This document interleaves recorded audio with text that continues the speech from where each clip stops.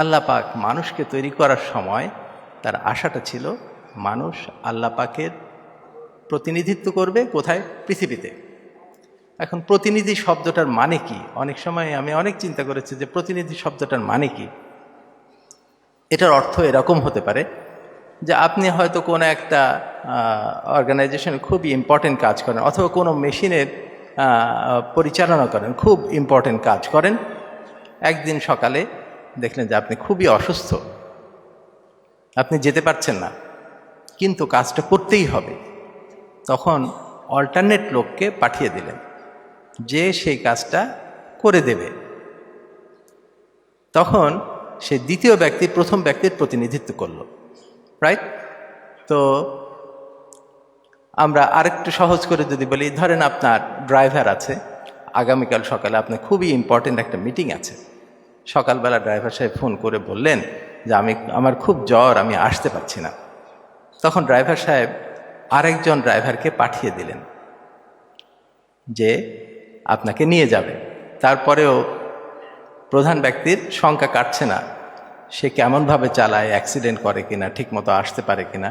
Driver সাহেব তাইকে আশ্বস্ত করলেন, না স্যার, সে আমার মতোই চালায়, সে আপনাকে যথেষ্ট সুন্দরভাবে নিয়ে যাবে এবং নিয়ে আসবে, আমার থেকেই ভালো চালায় স্যার, আপনি ভয় পাবেন না। এই যে দ্বিতীয় ব্যক্তি প্রথম ব্যক্তির প্রতিনিধিত্ব করলো, রাইট? তো আমাদেরকে আল্লাহ পাক তাহলে দ্বিতীয় ব্যক্তি কিভাবে কাজ করবে? প্রথম ব্যক্তির মতো করে কাজ করবে। তা আল্লাহ পাক মানুষকে তৈরি করলেন আল্লাহ পাকের প্রতিনিধিত্ব করার জন্য পৃথিবীতে, রাইট? তো আল্লাহ পাক কিভাবে কাজ করেন? আল্লাহ পাকের কাজ করা খুবই সহজ। কোরআন শরীফে অনেক জায়গায় বলা আছে আল্লাহ পাক কোনো কিছু করতে ইচ্ছা করলে শুধু কুন ফায়াকুন বলেন, সেটা সুন্দরভাবে সুচারুভাবে হয়ে যায়। মানুষকে দিয়ে আল্লাহ পাকের কাজগুলি করাবেন, কিন্তু মানুষ সেভাবে তো করতে পারবে না।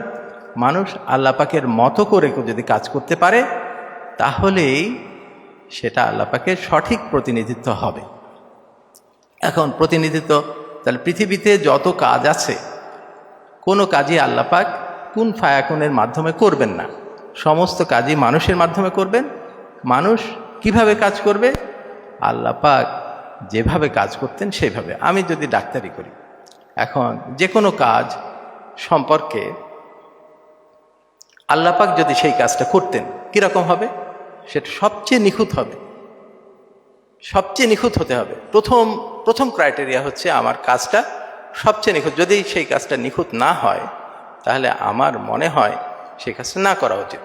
আমরা ডাক্তারই হবে না, সবাই বেশিরভাগ লোক এখানে ডাক্তার হবেন, অথবা যেই কাজই করুন না কেন, ডাক্তারি করার সময় আমার সবচেয়ে নিখুঁতভাবে আমার সেটা করতে হবে, তাহলে আল্লাহ পাকের প্রতিনিধিত্ব সঠিক হবে। শুধু তাই নয়, যখন আমি ডাক্তারি করব কিংবা অন্য যে কোনো কাজ করব, সেই কাজের ভিতরে আমার কি থাকা যাবে না? এই জায়গায় কোনো ফাঁকি থাকা যাবে না, কোনো ভেজাল থাকা যাবে না, কোনো পরিশ্রমের ঘাটতি থাকা যাবে না, কোনো একাগ্রতার ঘাটতি থাকা যাবে না। যখন সেই কাজটা ডেলিভারি করব, ওজনে সঠিক দিতে হবে, কোনো প্রতারণা করা যাবে না, সততার সাথে করতে হবে, লোভের সাথে করা যাবে না, আমি এহসানের সাথে করতে হবে, আমার করুণার সাথে করতে হবে, দয়ার সাথে করতে হবে। আল্লাহ পাকের যতগুলা গুণ আছে, সবগুলি গুণ আমার ভিতরে যখন নিয়ে আসব, আমার সেই কাজটা মনে হয় আল্লাহ পাকের কাছাকাছি হবে। সম্ভব না একদম একই রকম করা, কিন্তু আল্লাহ পাকের কাছাকাছি হবে। দলিল কি? আল্লাহ পাক নিজে কোরআন শরীফে বলছেন, তোমরা আল্লাহর রং গ্রহণ করো। কেন বলছেন? কারণ এইগুলাই আল্লাহ পাকের যতগুলি নাম রয়েছে, বেশিরভাগ যেগুলি গুণাবলীর নাম, সেই নামগুলি আত্মস্থ করা দরকার। একটা হাদিসে আছে, আল্লাহ পাকের 99টা নাম যদি কেউ মুখস্থ করে এবং আত্মস্থ করে, তাহলে সে বিনা হিসাবে জান্নাত যাবে। আর এক জায়গায় বলা আছে, যদি কেউ এইভাবে কাজ করতে থাকে, প্র্যাকটিস করতে হবে, প্র্যাকটিস করতে করতে তাহলে পরে এটা আত্মস্থ করা সম্ভব হয়। যদি কেউ এইভাবে কাজ করতে থাকে, তার সমস্ত কাজ আল্লাহ পাকের মতো হয়ে যায়। তার সম্পর্কে আল্লাহ পাক বলতেছেন, একটা হাদিসে কুদসিতে এরকম আছে, আল্লাহ পাক নিজে বলছেন, আমি তখন তার চোখ হয়ে যায় যা দ্বারা সে দেখে, আমি তখন তার হাত হয়ে যায় যা দ্বারা সে ধরে, আমি তখন তার পা হয়ে যায় যা দ্বারা সে চলে, মনে হয় আল্লাহ পাক তার ভিতরে বসে পড়েছেন। এইভাবে করতে পারলে আমাদের কাজগুলা মনে হয় সৎ কাজ হিসাবে কবুল হবে। হ্যাঁ, আমলে সলে করা সম্ভব হবে। আমরা ডাক্তারি করি, ডাক্তারি করার সময় আমার কাজটা যাতে সবচেয়ে নিখুঁত হয়, কারণ আল্লাহ পাক আরেকটা হাদিসে আছে আল্লাহ পাক নিখুঁত কাজ পছন্দ করেন। কারণ ওইটাই যে সব কিছুই আল্লাহ পাকের মতো করে করতে হবে। আমি যে পড়াশোনা করছি, খুব নিখুঁতভাবে পড়াশোনা করা দরকার। আমি যে ট্রেনিং করছি, খুব নিখুঁতভাবে করতে হবে। আমি যে কাজ করছি, যখন আমার যে কাজটা করব, খুব নিখুঁতভাবে, খুব আন্তরিকতা, খুব নিষ্ঠার সাথে করতে হবে। সবগুলি যখন একত্রিত হবে তখন সেটা নিখুঁতভাবে হবে। ঠিক আছে? আচ্ছা, এই নিখুঁতভাবে কাজ করা এবং এই আল্লাহ পাকের সমস্ত গুণাবলী সহ কাজ করা দ্বারা আমার কাজটা মনে হয় আমলে সলে হওয়া সম্ভব। রাইট? যে আমি যখন এহসানের সাথে, করুণার সাথে, দয়ার সাথে, এবং ওজন ঠিক আছে, মাপে ঠিক আছে, দাম বেশি নিচ্ছি না, এগুলি সব মিলিয়ে যখন কাজ করবো তখন এটা নিখুঁত কাজ কিন্তু অনেকেই করে থাকেন। ইহুদি নাসারারাও কিন্তু নিখুঁত কাজ করে থাকেন। ঠিক আছে? কিন্তু মুসলমানের নিখুঁত কাজের উদ্দেশ্য কি হবে? উদ্দেশ্য হবে ভিন্ন। ইহুদি নাসারাদের নিখুঁত কাজের উদ্দেশ্য হলো তার ক্লায়েন্ট বেশি হবে, তার ব্যবসা বাড়বে, তার সম্মান বাড়বে, তার ক্ষমতা বাড়বে। কিন্তু মুসলমানের উদ্দেশ্য হতে হবে আল্লাহকে রাজি খুশি করা, আমাকে পরকাল পেতে হবে, তাই না? তো এই উদ্দেশ্যে যদি করে কেউ, তাহলে কি হবে? কোরআন শরীফে অনেক জায়গায় আমলে সলের আগে সব জায়গায় ঈমান যুক্ত করা আছে।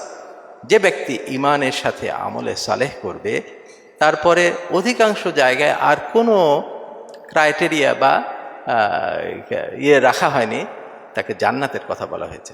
কাজেই আমলে সালেহ খুবই ইম্পর্টেন্ট। আচ্ছা, আমলে সালেহ কেন এত ইম্পর্টেন্ট? কোরআন শরীফ কিন্তু অনেক জায়গায় আমলে সলেহ সম্পর্কে কথা বলা আছে। তো কেন ইম্পর্টেন্ট?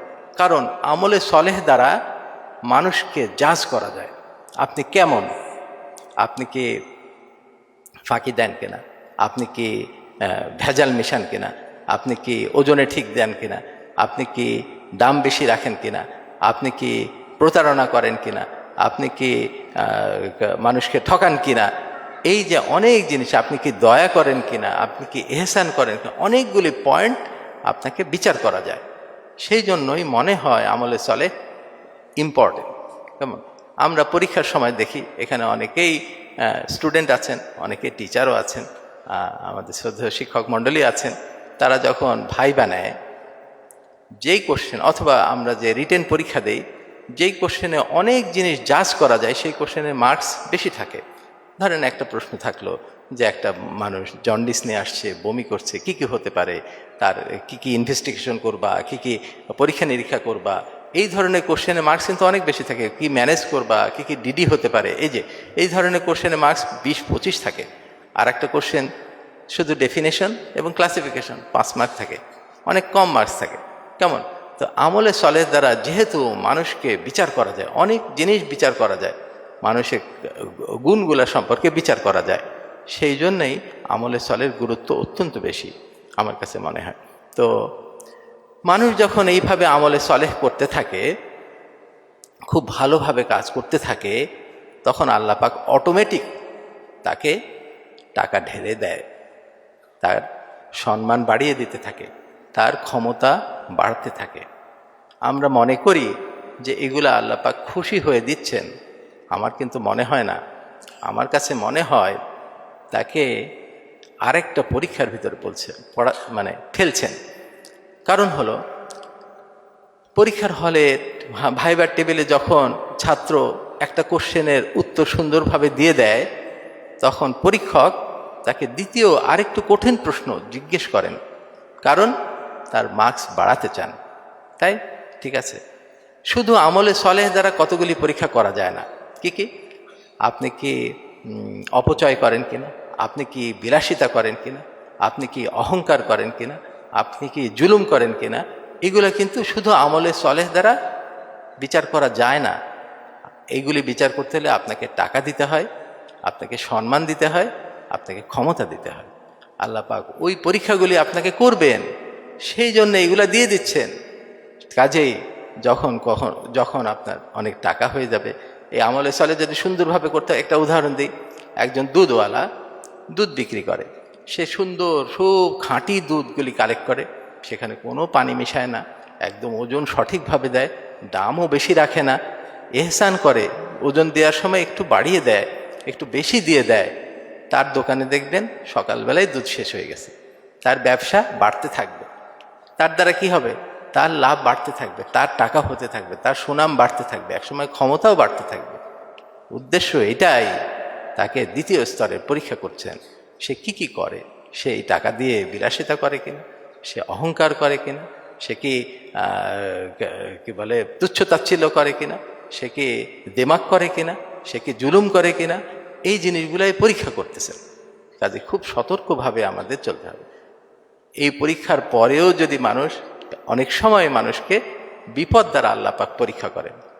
বিপদ দুটা কারণে হয়ে থাকে আমার ধারণা, যে একটা হলো কোরআন শরীফে আছে, মানুষ বিপদে পড়ে, সেগুলো হাতের কামাই হতে পারে, আমার গুনাহের কারণে হতে পারে, অথবা আল্লাহ পাক পরীক্ষা করেন।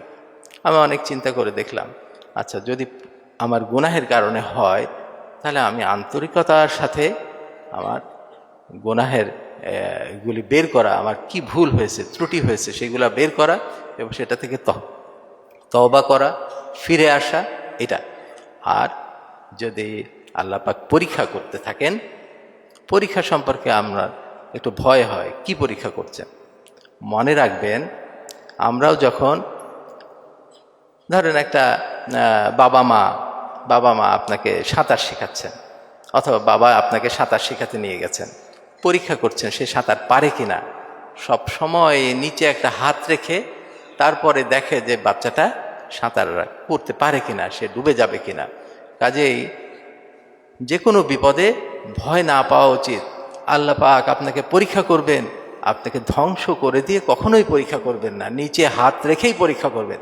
কাজে আমাদের দৃঢ় বিশ্বাস রাখা উচিত যে যদি কোনো আমি পরীক্ষায় পড়ি বিপদের কারণে, আল্লাহ পাক অবশ্যই নিচে হাত রেখেই আমাকে পরীক্ষা করছে। আমাকে এখানে ধৈর্যের পরীক্ষা দিতে হবে এবং খুব স্থিরতার সাথে কাজ করতে হবে, এবং আমার কোনো ভুল ত্রুটি হয়েছে কিনা সেটা দেখে সেটা থেকে তওবা করে ফিরে আসা দরকার।